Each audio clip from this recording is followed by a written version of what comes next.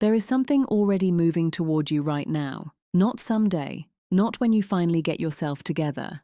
Right now, in the dark, in the quiet, while you are still sitting exactly where you are. And the only reason you have not felt it yet is because no one ever told you how to open the door. That changes tonight. You have been here before. Not this video. This feeling. The feeling of sitting alone at night, tired in a way that sleep does not fix, carrying something heavy that you cannot quite name. You have tried to shake it. You have tried to pray it away. You have written things in journals. You have listened to people tell you that what you focus on grows, and you have tried to focus on the good. You have genuinely tried. And still, some mornings you open your eyes and the same life is there waiting for you.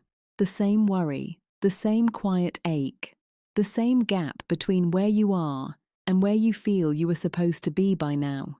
This is not failure. This is something else entirely, and I want to name it for you tonight because the moment something is named, it loses its power over you. You have been living as a spiritual sleeper, not a spiritual failure, not a spiritual reject, a spiritual sleeper, someone who carries enormous inner power, real, documented, ancient, sacred power, but has never been taught the precise moment in the day when that power is most awake, most magnetic, most capable of pulling what is already yours across the invisible threshold into your visible life. That moment is morning, the 2 minutes immediately after waking. And most people waste them. They reach for the phone. They rehearse yesterday's worries. They replay the conversation that hurt. They scroll through a world that seems to be happening for everyone except them. And in doing so, in those sacred 2 minutes, they set the frequency for the entire day. They tune themselves, without knowing it, to more of the same. But you are not going to do that anymore, because tonight you are going to learn exactly what to do instead. Say this with me now. Say it out loud, slowly. Let it move through you. What is already mine now moves through every invisible barrier to reach me. It arrives in my life within 24 hours by divine law. Say it again. Don't rush it. Let each word land. What is already mine now moves through every invisible barrier to reach me. It arrives in my life within 24 hours by divine law. That sentence is not an affirmation. Affirmations ask. That sentence declares. There is a difference so vast between the two that it changes everything. Now let me show you exactly why this works. Because you deserve more than mystery. You deserve the mechanism. The first law is the law of morning sovereignty. Your neuroscience knows this even when your faith is low. The brain upon waking, in those first moments before full waking consciousness snaps into place, is operating in a state that neuroscientists call the hypnopompic threshold. The wall between your conscious and subconscious mind is thin, almost transparent. In this window, what you speak, what you feel, what you declare, goes directly into the operating system of your being. It bypasses the critic, it bypasses the doubt, it lands in the place where your life is actually built. Florence Scovel Shinn wrote in The Game of Life and How to Play It that the invisible forces of the universe are waiting to be directed. She meant this literally. The morning is when that direction is most possible.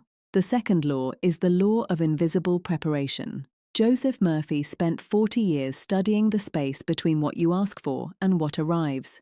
He called it the silent gestation period, the seed underground that you cannot see growing. And he made one discovery that most people never hear about. He said the answer to your deepest need is often already formed in the invisible before you ever ask for it, that what you are seeking has already been prepared. The morning decree does not create your good. It opens the channel through which your already prepared good flows. Isaiah said it this way. In Isaiah 65:24, the words are, "Before they call, I will answer, and while they are yet speaking, I will hear." This is not poetry. This is law. The answer comes before the call is finished. The preparation happens before the asking. Your morning decree is not a request. It is a channel opener. The third law is the law of accelerated recognition. This is where neuroscience and scripture agree so completely it is startling. The reticular activating system, a cluster of neurons at the base of your brainstem, acts as a reality filter. Every second, your senses take in 11 million bits of information. Your conscious mind processes 40. The RAS decides which 40, and it chooses based on what you have declared to be important, real, and expected. When you speak a specific decree in your first 2 minutes of waking, with real feeling, with real expectation, you reprogram the filter. You tell the system, look for this, show me this, recognize this when it appears. And so, what was always there, the open door, the unexpected call, the shifted circumstance, becomes suddenly visible to you. It was always moving toward you. You simply could not see it. The decree does not change your world. It changes what your eyes are calibrated to find. Now I want to tell you about a woman named Catherine. Catherine was 53 years old, living in a small town outside of Glasgow, Scotland. She had spent 7 years in a quiet financial collapse that she had told almost no one about. The kind of collapse that happens slowly. A business that drained the savings, a relationship that ended badly and took the house with it, a period of health problems that swallowed what remained. She was not broken, but she was so close to breaking that she could feel it at the edges of herself. She had not stopped believing in something larger than herself, but she had stopped expecting it to move toward her. That is a specific kind of grief that has no name in most languages. The grief of someone who still believes but has stopped expecting. She prayed, she read, she watched videos like this one, and somewhere in her there was still a flicker, a small one, the kind that survives only because something deeper than the mind refuses to let it go out completely. She told a friend once that she felt like she was standing on the outside of her own life, watching it happen through glass. She could see what she was supposed to have. She could feel the shape of it, but she could not find the door. She had tried gratitude journaling. She had tried vision boards. She had sat in church and felt the words wash over her without quite landing. She had done everything right, or tried to, and still the glass was there. That was the problem. And the problem had a name. She was decreeing nothing. She was thinking. She was hoping. She was asking, carefully, quietly, in the private language of a person who has been disappointed before and does not want to be exposed to that pain again. But she was not declaring, and the invisible does not respond to careful, quiet, private hoping. It responds to the spoken word, the declared intention, the voice that says what is already true before the eyes can see it. One night, a Tuesday in late autumn, the sky already dark by 4 in the afternoon, she found a video that introduced her to the morning decree practice. She watched it twice. She did not believe it would work. She was honest about that with herself. But she was willing, and willingness, it turns out, is all the universe requires as a starting point. The next morning, before she reached for her phone, before she let the first wave of worry return, she sat up in bed, placed both hands open in her lap, and said it out loud. Her voice was quiet, a little unsteady. She felt slightly ridiculous, if she is honest. The room was cold, the light was still grey. Nothing about the moment felt sacred or cinematic. It felt like an ordinary woman doing an unfamiliar thing in a chilly bedroom in Glasgow at 6:30 in the morning. But she said it, with as much genuine feeling as she could gather from a place that had not felt much in a long time. What is already mine now moves through every invisible barrier to reach me. It arrives in my life within 24 hours by divine law. She said it 3 more times. Then she got up and made her tea. By noon, her phone rang. It was her former landlord from a property she had rented 4 years earlier. He was calling, entirely unprompted, out of nowhere, to let her know that a deposit that had never been returned was being sent to her that week. He had found the paperwork in old files during a house clear-out. He apologized for the delay. 4 years. She had completely stopped expecting it. She had told herself it was gone. And yet there it was, arriving on the very first day of the very first decree, as if it had been sitting in the invisible, waiting for the channel to open. It was not a life-changing amount, but it was real, specific, traceable, and it came from nowhere she had thought to look. But here is what most people would miss if they heard this story. The deposit was not the real miracle. The real miracle was what happened in Catherine's body the moment she received that call. Something shifted, not dramatically, not in a way she could point to or explain, quietly. The way a door that has been stuck for years finally releases, not with a crash, but with a soft exhale, as if the house itself had been holding its breath. Because suddenly, after 7 years of feeling like life had a list of people it was getting to, and her name kept getting skipped, she felt on the list. And that feeling, that one specific felt shift in the body, changed the frequency she carried into every room she entered from that day forward. It changed how she held herself on the phone. It changed the words she chose in emails. It changed the quality of the silence between her words when she spoke to potential clients. Within 3 weeks, a consulting arrangement she had all but abandoned was quietly reactivated. A client who had gone cold returned a message. Then another. Small things, real things, things that moved. She did not manifest an entire new life inside 24 hours, but she started moving. After 7 years of standing at the glass, she found the door. And the morning decree was the handle. That is the power of beginning. That is what 2 minutes in the morning can do for a person who has stopped expecting anything. If you have ever felt like life had a list of people it was going to get to, and your name kept getting skipped, write this in the comments right now. I am no longer waiting for my name to be called. What is mine is already moving toward me within 24 hours, and I receive it now. Write the whole line. Let your own words witness you. That is not a small thing. That is a declaration. And declarations have weight. Now I want to ask you something. How many mornings have you opened your eyes and made a silent promise to yourself that today would be different? How many times has the morning light come through the curtain and for just one moment, before the day has claimed you, you have felt something open inside you? A possibility, a brief and wordless sense that something good is close.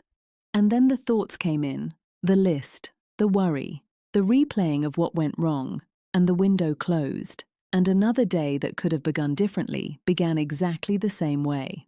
I am not asking to shame you. I am asking because I want you to feel how sacred that window actually is. In the moments between sleep and full waking, your brain is producing theta waves, the same frequency reached in deep meditation, the same frequency that hypnotherapists spend 40 minutes trying to induce in a clinical setting. You reach it naturally every single morning for free, without effort. And most people, the vast majority of people who will live and die without ever changing their life's frequency, spend that window reaching for their phone. You have been carrying your old signal into every new day. Every morning, in the first moments of waking, the subconscious searches for its most recently installed instruction. And for most of your life, the instruction it found was the same one that was there the day before. Worry. Lack. The quiet background hum of a person who has genuinely tried and been genuinely disappointed. Not because you are broken, not because you are forgotten, not because the universe has favorites and you are not one of them. Because you were never taught to use the morning. No one sat you down and said, "These 2 minutes are the most powerful 2 minutes of your day." No one told you that what you speak in those first moments sets the entire direction of the hours that follow. No one handed you a decree and said, "This is how you open the channel."